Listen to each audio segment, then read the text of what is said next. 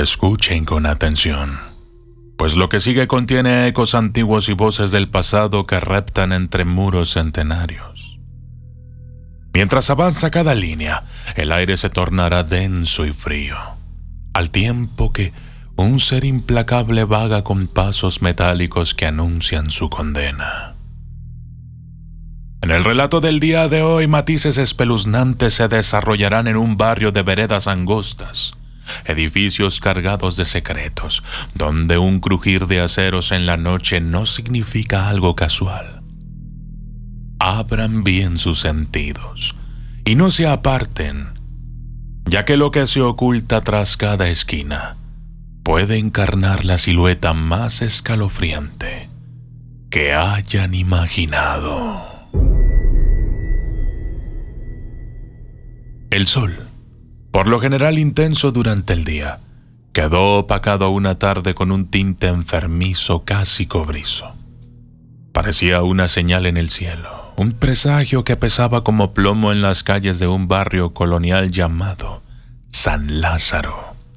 Sus construcciones de sillar, sus cúpulas barrocas y sus callejones retorcidos se mostraban sumergidos en un polvo que cortaba la respiración. Aquello no era el calor de siempre, sino una fuerza primitiva, algo que penetraba la piel con un presentimiento maldito.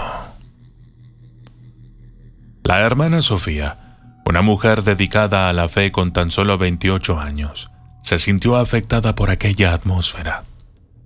Tenía una sensibilidad diferente, una forma de percibir cosas que escapaban al ojo común. Aunque no veía espectros al pasearse, captaba vibraciones sutiles de sucesos que otros ignoraban. Aquel día sintió un peso sobre los pulmones, como un aviso de que algo siniestro merodeaba. Sofía, de corazón piadoso y determinación firme, vivía para ayudar en el orfanato parroquial. Allí consolaba a huérfanos y atendía a personas ancianas que buscaban paz en su vejez. Un día, regresando de la panadería con el pan para la cena de los pequeños, la hermana Sofía percibió un sonido metálico detrás de ella. Al principio era leve, tal vez un eco en las calles adoquinadas, pero poco a poco adquirió un compás inconfundible. Un golpeteo seco, como si unas cerraduras rozaran la roca de forma irregular. El pánico se apoderó de ella. No veía a nadie en los alrededores, pero aquel retintín se aproximaba. El olor súbito de azufre colmó el aire, erizándole la piel. Y entonces recordó las leyendas que contaban los ancianos del lugar.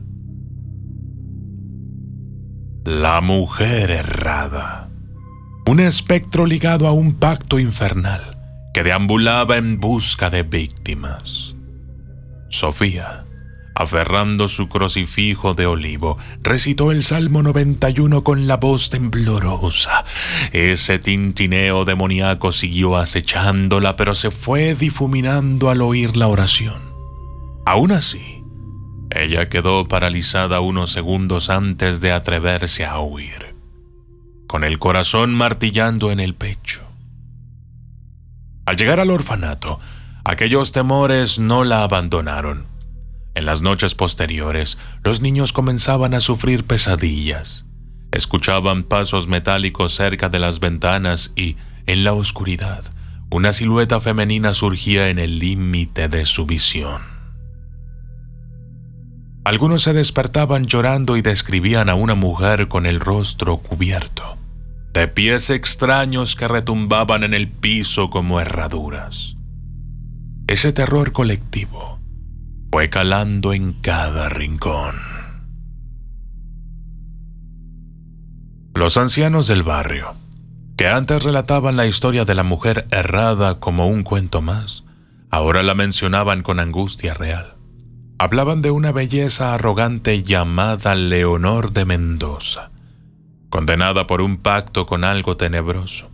Se decía que el diablo había puesto en sus extremidades unos aceros que eternamente la obligarían a vagar. dispuesta a arrastrar a otros al abismo. Nadie conocía la raíz exacta, pero las versiones coincidían en describir pasos metálicos, un olor sulfuroso y la silueta de una mujer altiva. Sofía, preocupada, decidió compartir sus inquietudes con el anciano padre Lorenzo, el sacerdote a cargo de la parroquia. Él era un hombre sabio, aunque sus años y su salud frágil lo volvían vulnerable.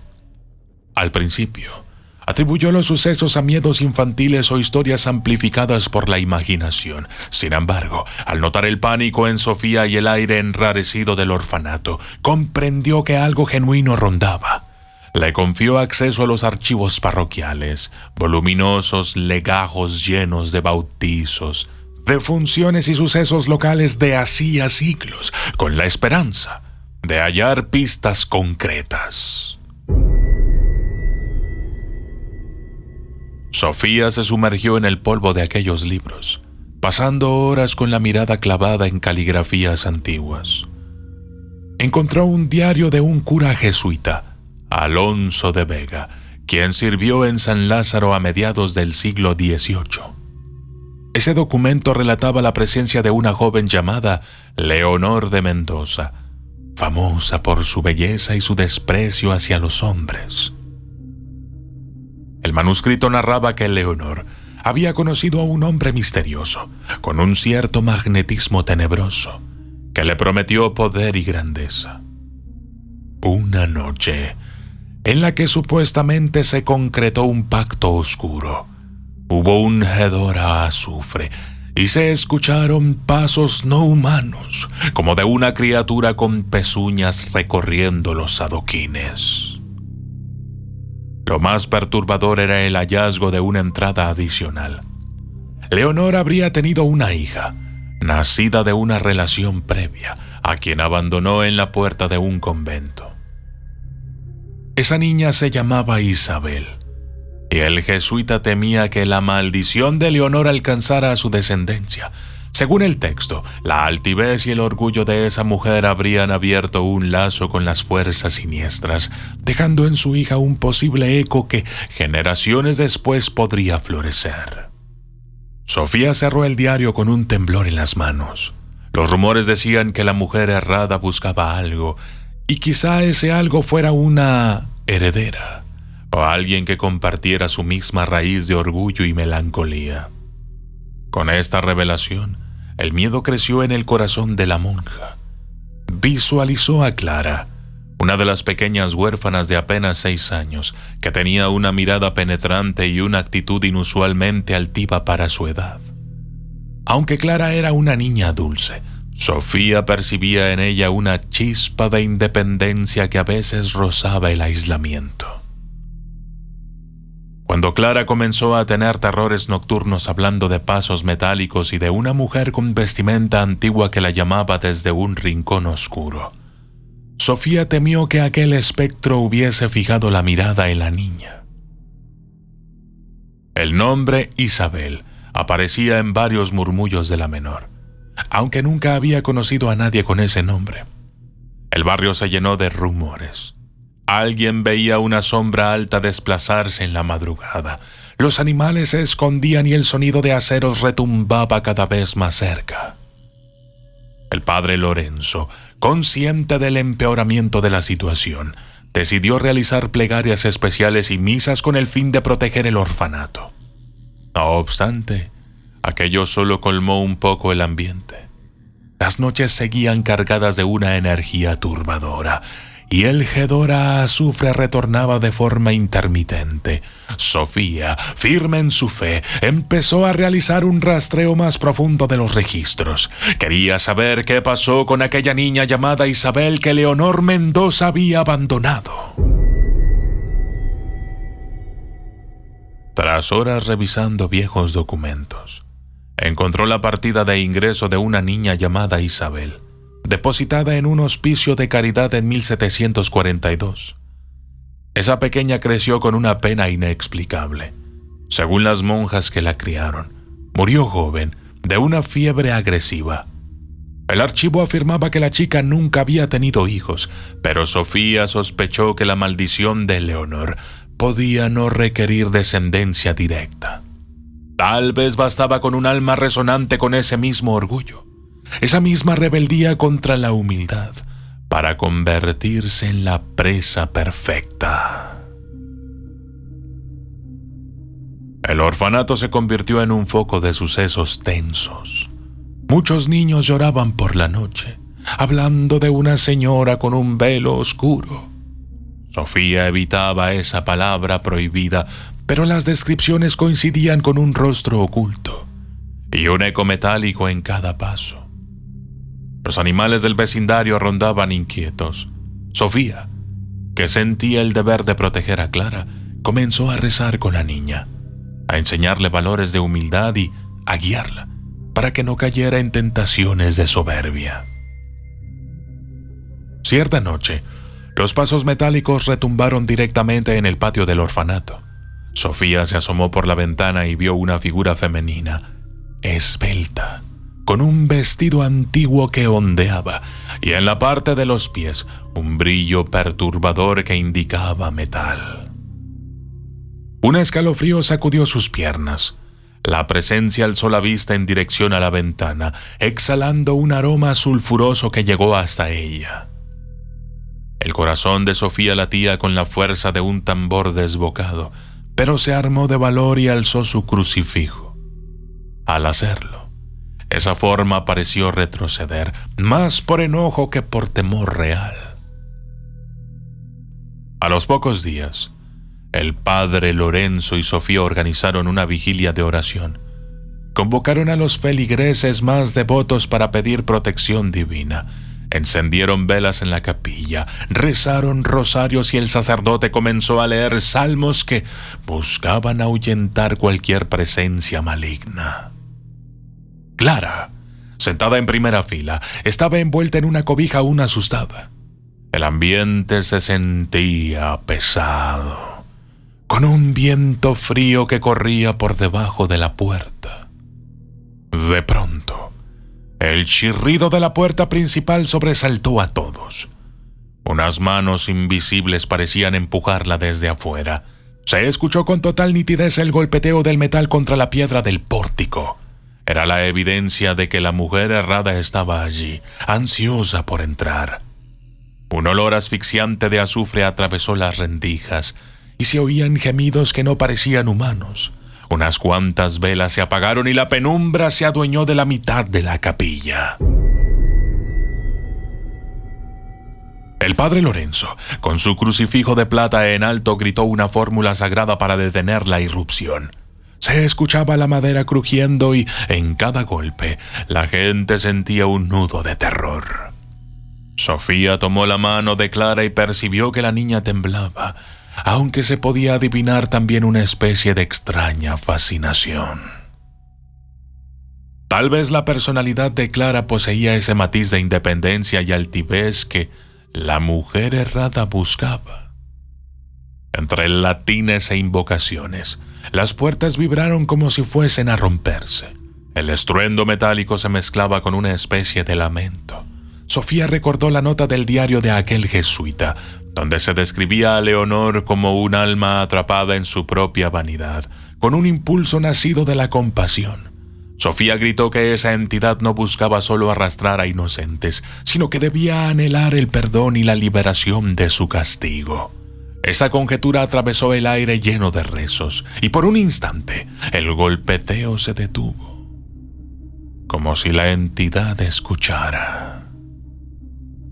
La figura, sin embargo, continuó su asedio, pero la persistencia en las oraciones y la firmeza del crucifijo parecieron contenerla. De pronto, un paso metálico se escuchó afuera, cada vez más lejos, hasta que desapareció. La capilla quedó en silencio, con el aroma sulfuroso atenuándose y la tensión cediendo poco a poco. El padre Lorenzo, casi desvanecido por el esfuerzo, bajó su crucifijo y agradeció al cielo que la fuerza siniestra se hubiese marchado. Las semanas siguientes trajeron un relativo alivio a San Lázaro. Varios vecinos afirmaron que ya no se escuchaba tanto el retintín en la madrugada. Otros comentaban que, aunque parecía todo más tranquilo, podían sentir un halo de melancolía en cada piedra del barrio, como si ese ser maldito siguiera merodeando en busca de una brecha para regresar. En el orfanato, Clara comenzó a dormir mejor, aunque a veces, al despertar, su mirada se perdía en la ventana, como si aún temiera ver de nuevo la silueta de aquella mujer. Pese a su mejoría, Sofía tenía la certeza de que la historia no había acabado. Decidió ahondar más en la vida de la hija de Leonor, llamada Isabel. Halló datos dispersos. La chica murió joven, sin hijos directos, pero vivió atormentada por lo que parecía ser una voz constante de algo oscuro. Para la iglesia, la maldición podía no limitarse a la sangre, sino a un estado de ánimo similar al que selló el destino de Leonor. Ante eso, Sofía se convenció de que la mujer errada buscaba un perfil de orgullo y soledad que le recordara su propia desgracia.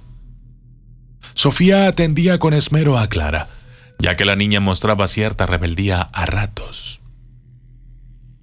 La hermana le enseñaba oraciones de protección, hablaba con ella sobre el valor de la humildad y la cooperación. Clara, con su inocencia, escuchaba, aunque a veces sus respuestas parecían mostrar una pequeña chispa de altanería. Algo en su interior podía hacerla vulnerable a la influencia de la maldición. En el barrio, las autoridades civiles deseaban restar importancia a los rumores. Algunos decían que se trataba de imaginaciones o histeria colectiva. Sin embargo, varios lugareños seguían encerrándose al caer la noche. Se percibía un ambiente diferente, con puertas reforzadas, rezos en voz baja y un murmullo de temor a la vuelta de los aceros. Varios días después, pasada la medianoche, Sofía despertó con un presentimiento terrible. Sentía un frío invernal que se colaba por debajo de su puerta y escuchaba algo semejante a roces metálicos que venían de la zona de los dormitorios infantiles. Se levantó con el crucifijo en la mano, temblando internamente. Abrió la puerta y encontró el pasillo sumido en la penumbra. El olor sulfuroso era innegable. Avanzó con cautela hacia la habitación donde dormían los niños. Cada paso venía acompañado por un latido ensordecedor en su pecho. La puerta de la habitación estaba entornada y una brisa helada emergía de allí. Con el crucifijo en alto, Sofía entró y se quedó helada. Frente a la ventana se elevaba la silueta de la mujer errada, con su vestido oscuro y ese paño que ocultaba su rostro. El retintín de los aceros retumbaba con un compás lento y perturbador. La mayor parte de los niños dormía, excepto Clara, que estaba sentada sobre la cama, con los ojos desorbitados de pánico, incapaz de articular una palabra. La entidad extendió una mano esquelética hacia la niña, y de sus labios brotó un murmullo que repetía algo relacionado con el nombre Isabel. Parecía confundir a Clara con esa descendiente perdida, o tal vez anhelaba torcer el alma de la pequeña para perpetuar su propia condena. Sofía gritó invocando al cielo, apretando con fuerza su crucifijo. Una fuerza invisible la empujó tirándola al piso. Aún así, ella se incorporó y soltó una oración desesperada, llamando a la protección divina y recordando que el amor y el perdón pueden romper cualquier lazo diabólico. El espectro, confundido o tal vez debilitado, comenzó a retroceder hasta fundirse con la penumbra junto a la ventana. Un viento helado sacudió las sábanas y luego todo quedó en silencio. Con lágrimas corriendo por su rostro, Sofía abrazó a Clara, sintiendo el latido desbocado de la niña. Esa breve confrontación bastó para dejar claro que la mujer errada anhelaba a Clara con más vehemencia, y no era únicamente un ardid para alimentarse de miedo, sino que podía haber un siniestro propósito de vincularse a la pequeña y arrastrarla al mismo destino trágico. El padre Lorenzo, ya advertido, se reunió con Sofía en su despacho. A pesar de sus manos temblorosas y su edad avanzada, conservaba un temple sólido. Decidió llevar a cabo un rito de defensa más profundo. No era un exorcismo formal, pues la entidad no habitaba un cuerpo humano, sino un ritual especial registrado en escritos muy antiguos, para intentar romper cualquier lazo que la maldición pudiera haber forjado con Clara. La noche elegida llegó. Sofía colocó a Clara en el centro de la capilla, rodeada de cirios y acompañada de las oraciones colectivas de quienes confiaban en la fuerza del bien. Afuera, la luna se escondía tras las nubes densas, y el viento azotaba con fiereza las ventanas. Se sentía que algo grande estaba en juego. El padre Lorenzo inició el rezo, pronunciando frases latinas con voz temblorosa. Eso sí, llenas de mucha fe. Al poco rato, golpes metálicos retumbaron otra vez en el pórtico de la capilla. Ese olor sulfuroso regresó con una fuerza abrumadora. Las ventanas vibraban y las flamas de los cirios bailaban como si fuesen a extinguirse. Se escuchaban lamentos del otro lado de la puerta y las bisagras parecían ceder. Algunas personas se asustaron y retrocedieron, pero Sofía, aferrando a Clara, alzó la voz con fervor que no parecía humano. La puerta se sacudió con violencia, y la figura de la mujer errada se marcó en las rendijas. Parecía más corpórea que antes, como si se alimentara de la energía del lugar. Vestido anticuado, brazos pálidos, y esos pies con piezas de metal que dejaban un sonido sobrecogedor. El padre Lorenzo, con el sudor brotándole en la frente, continuó con su lectura sagrada. Sofía, sintiendo la presión en el ambiente, lanzó una frase que nació de su compasión. Llamó a la mujer errada por el nombre de Leonor, pidiéndole que no siguiera condenando a otros y recordándole que, incluso en la peor oscuridad, podía hallar un rayo de luz y abandonaba su pacto maldito. Dijo aquellas palabras sin saber con exactitud si surtirían efecto, pero algo cambió. Una pausa sucedió. La puerta se dejó de sacudir y los golpes de aceros bajaron la intensidad. Parecía que la entidad estaba escuchando. Sin embargo, la tensión no se desvaneció por completo. Clara, en medio de esa atmósfera gélida, gritó de nuevo al ver que la silueta intentaba penetrar en la capilla. Fue entonces cuando el padre Lorenzo elevó el crucifijo y exclamó un mandato en voz alta para que la presencia retrocediera al abismo que la reclamaba. Un estruendo sacudió las bancas, y la mujer errada emitió un gemido desgarrador. Su silueta comenzó a desdibujarse entre las sombras hasta desvanecerse. La capilla quedó a oscuras por un momento. Después, las velas recuperaron su flama estable. El aire helado se había ido, y el olor a azufre se diluyó poco a poco. Varios se arrodillaron a dar gracias, otros corrieron a abrazar a sus seres queridos. Clara, todavía presa del pánico, se acurrucó contra el hábito de Sofía. El padre Lorenzo se dejó caer en un banco, con un semblante de agotamiento absoluto, pero con la paz de haber logrado un paso crucial. Durante los días posteriores, la sensación de calma regresó lentamente al barrio. El sonido de las cerraduras en la noche dejó de ser el motivo de pánico inmediato, aunque algunos afirmaban escucharlo muy a lo lejos, como un eco que se perdía entre las calles de sillar. Clara empezó a mostrar una personalidad más afable y humilde.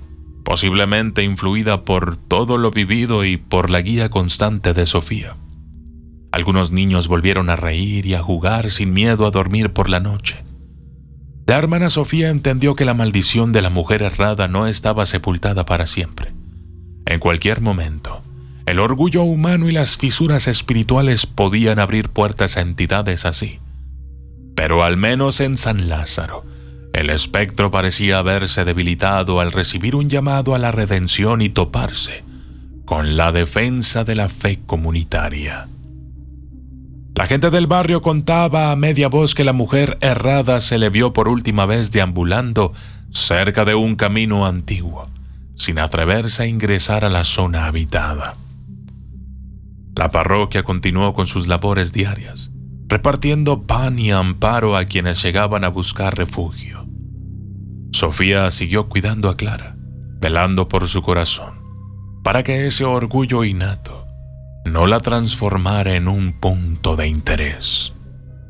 El padre Lorenzo, con su salud menguando, se apoyaba más en Sofía, convencido de que su espíritu valiente y caritativo había sido fundamental para mantener a raya esa fuerza.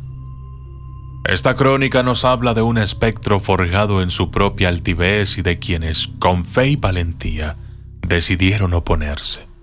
La mujer errada, con su rumor de aceros y ese olor a azufre, dejó huellas imborrables en San Lázaro. Quedan preguntas sin contestar y un sabor inquietante en el aire, como si esa sombra acechara desde un rincón distante, buscando algún reflejo de su propio orgullo.